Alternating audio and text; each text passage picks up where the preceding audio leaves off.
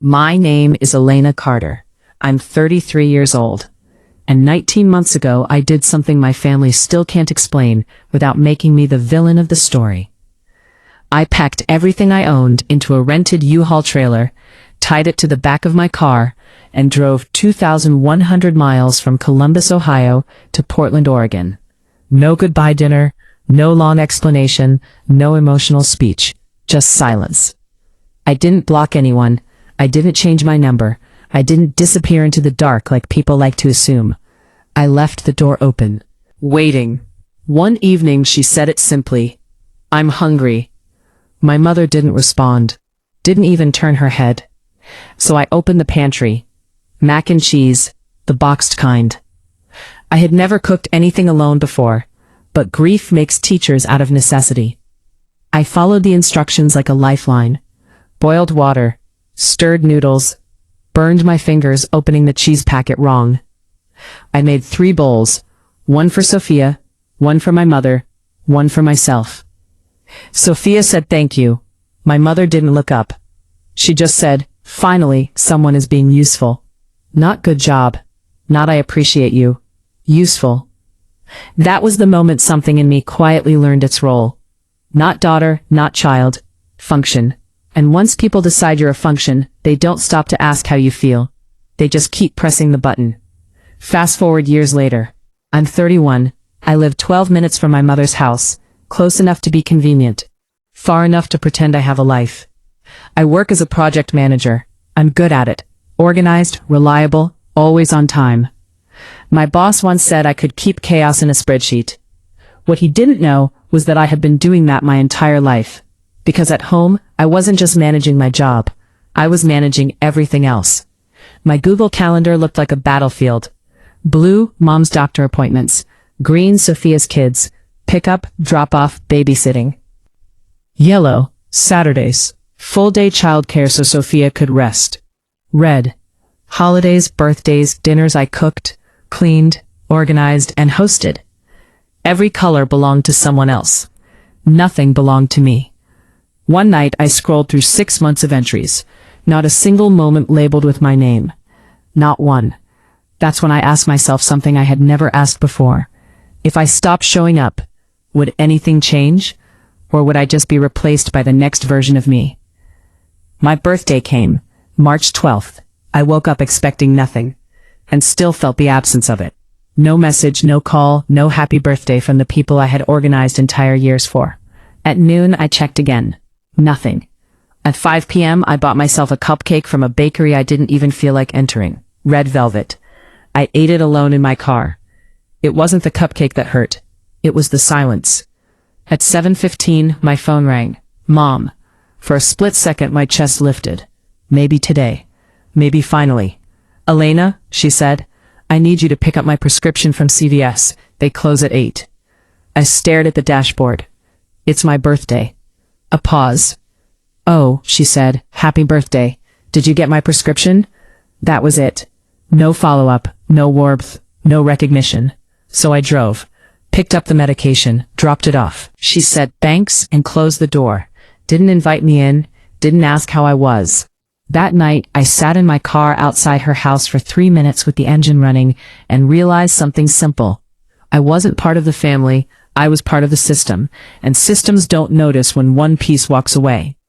That night I searched for apartments in Oregon, not because I was impulsive, because I was tired of being necessary instead of wanted. I didn't leave the next day. I did something worse. I started an experiment. For 5 months I stopped waiting and started reaching. "Want to grab lunch? How are you? Thinking of you." I sent messages like a person trying to rebuild bridges. But bridges only work if both sides build. Most of mine never got a response. Some were seen, some ignored. Some left me on red like I was background noise. By the end, I counted 214 messages, 11 replies, none asking how I was. That number stayed with me longer than I expected. 214 attempts, and still invisible. That's when I applied for a job in Portland and got it. 2 weeks before I left, I sold my furniture piece by piece to strangers who didn't ask questions. I packed my life into cardboard boxes. I didn't tell my family, not because I wanted revenge, because I wanted data. If I disappeared from proximity, would I still exist in their minds, or would I only exist when needed? I kept my phone number, same one for 12 years. If they wanted me, I was reachable. I wasn't hiding, I was waiting. And no one called, not once. The day I left Columbus, I drove past my mother's house one last time. Lights on, TV glow behind curtains. I thought about stopping. I didn't. I kept driving, and I didn't look back. Portland was quiet in a way my life had never been. No one knocking, no one calling for help. No one assuming I was available by default. At first I kept checking my phone like muscle memory. Nothing. Weeks passed. Then months. Thanksgiving came. I ate a rotisserie chicken alone. My phone stayed silent. And that's when I understood something I didn't want to understand. Without me organizing it, my family didn't gather. Without me maintaining it, nothing held together. And yet, no one noticed the absence. Because they weren't missing a person. They were missing a service. I started rebuilding anyway. A coworker named Naomi asked me a simple question one day. "How was your weekend?" I almost cried. Because no one had asked me a question like that and waited for the answer in years. Slowly, I learned what it felt like to exist outside of obligation. To be invited instead of assigned. To be chosen instead of used. I took pottery classes, I went hiking, I cooked meals that weren't timed between someone else's emergencies, and for the first time, my calendar had one name on it. Mine. Then 19 months later, my phone rang. Ohio area code. I already knew before I looked. Sophia. I didn't answer. Then came the messages. Then came the voicemail storm. Then came my old apartment. And my empty absence standing in a hallway where someone else now lived. And that's when the story I had left behind finally caught up with the people I left it with. But what happened next didn't bring me back. It brought the truth forward. And the truth was something none of them were ready to read. I am no longer the invisible piece in my family's system. I am the missing piece they cannot ignore anymore. Because something is already on its way to them. Something small, cardboard, ordinary, and dangerous in a way no one expects a box to be. It started the night I stopped answering calls. Ohio number. Again, and again, and again. I watched my phone light up my living room like a warning sign I no longer obeyed. Mom, Sophia. Mom, Sophia. Mom. Voicemail after voicemail followed. By the end of the weekend, there were 47 of them. I didn't delete a single one. Not because I wanted to hear them, but because I needed to understand something. And so I listened, all 47, message by message. At first it was panic disguised as anger, then anger disguised as victimhood, then something colder. Not worry, not concern, not even curiosity, just accusation. You embarrassed me, you are selfish, you don't deserve this family, your father would be ashamed. 47 messages. 0 questions about whether I was alive. Not one, "Are you okay?" Not one, "Where are you?" Not one, "We miss you." That was the moment something in me didn't break. It clarified. The next morning, I opened a folder I hadn't touched since I left Ohio. 214 messages. Printed, organized, tabulated like a work project. Drew. All my reaching. All my checking in. All my trying. I stacked them in order like evidence, because that's what they had become. Not memories. Proof. Then I did something I had never done in my entire life. I stopped softening it. I didn't write apologies on top. I didn't explain. I didn't translate my pain into something easier for them to digest. I simply placed one page on top. One sentence. I tried 214 times. Here they are. Then I bought a box. Medium size. Nothing special. And I began packing the truth. Meanwhile in Ohio, my absence was becoming loud. Not because they missed me, because they needed me again. Sophia needed babysitting. Mom needed errands. The family system was glitching without its operator. And systems don't like errors. So they tried to restore me like corrupted software. Call, text, call again. When that didn't work, Sophia showed up at my old apartment. Except I wasn't there. Hadn't been for 19 months. A neighbor opened the door. "Oh," she said. "You mean Elena? She moved. Long time ago." Sophia blinked. "Moved where?" The neighbor shrugged. "No idea. She just left one day." That sentence traveled faster than I ever did. By evening, Mom was on the phone. And by nightfall, the first wave of blame began. Not, "Where is she?" but, "How could she do this to us?" That is very important, because even in panic, they weren't looking for me. They were looking for damage control. Then came the mistake that changed everything. Mom posted on Facebook. A performance, disguised as grief. Some people abandon their family without warning. I raised my daughter with love, and this is what I get in return. Hundreds responded. People she knew from church, old friends, neighbors, they all responded the same way. Shock, judgment for someone they had never met. Not a single one asked, what happened before she left? Because stories are always easier when the missing person isn't allowed to speak. But I was speaking, just not in a way they expected. Sophia tried calling me again, then texting, then showing up at my workplace contacts, then silence again. And that silence scared her more than my absence, because silence means control has shifted. And Sophia had never lived in a version of the world where I wasn't available. Then came Drew, my brother-in-law, the quiet one, the one who always read my messages but never responded. 33 unread responses from him in my history. He saw everything. He just never acted on it. Until now. Because for the first time he had nothing to outsource. No Elena to fix things. No Elena to absorb chaos. Just consequences. And consequences don't respond to silence. They grow inside it. The box left Portland on a Wednesday. I didn't watch it go. I didn't track it obsessively. I already knew what it was doing. Not traveling through mail. Traveling through denial.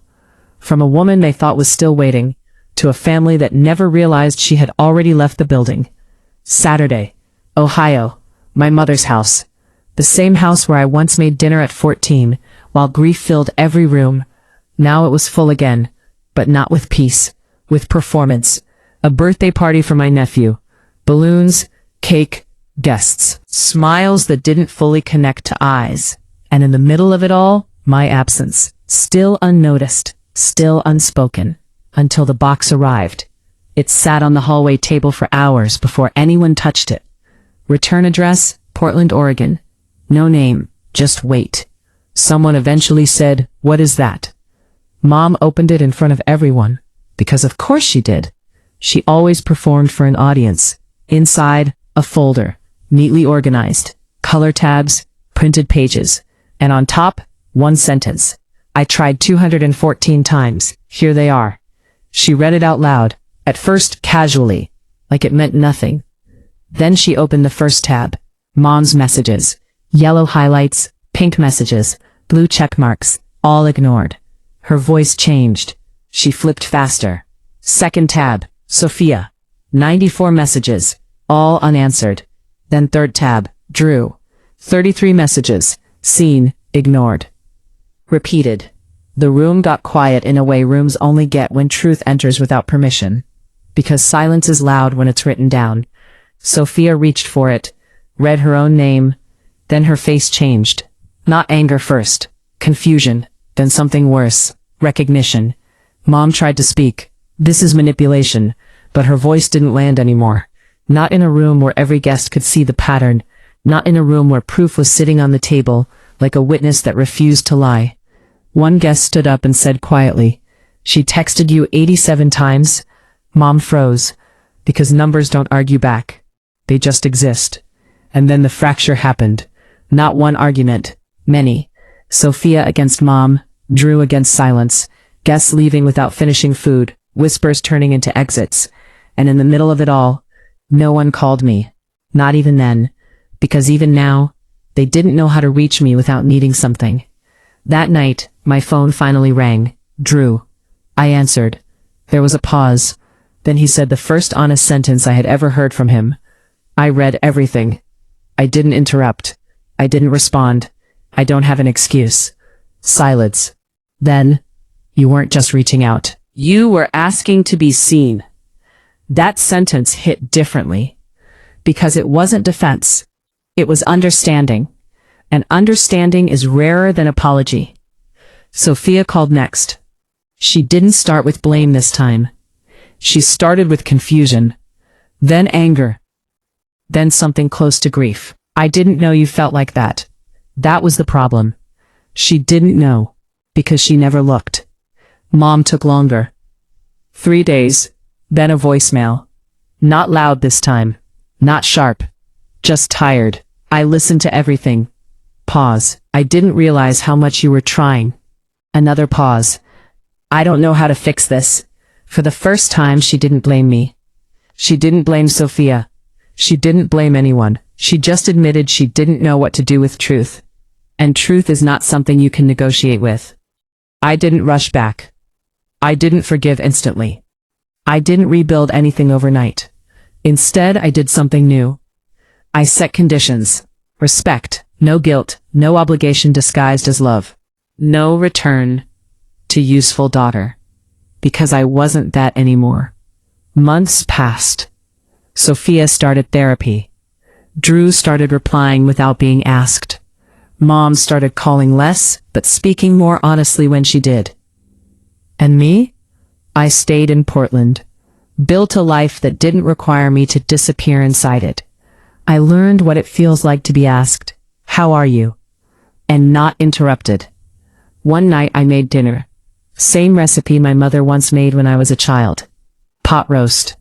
I followed the steps carefully. The smell filled my apartment. Warm. Familiar. Strangely peaceful. Naomi sat across from me. She took a bite. "This is amazing," she said. And then she smiled. Not because I served her, but because I chose to share it. And that difference changed everything. Later that night, my phone lit up. "Mom." A message. Short. Simple. "I'm glad you're learning to cook things you enjoy. No guilt. No demand. No control. Just acknowledgement." And for the first time in my life, that was enough. Because I finally understood something. Leaving wasn't the end of my story. It was the beginning of me existing outside of someone else's need for me. And once people see you clearly, they can't unsee you again. This is the part of the story where nothing dramatic happens anymore. No more boxes. No more shouting. No more public scenes. Just the quiet aftermath of truth finally being seen. After the box, everything in Ohio didn't explode.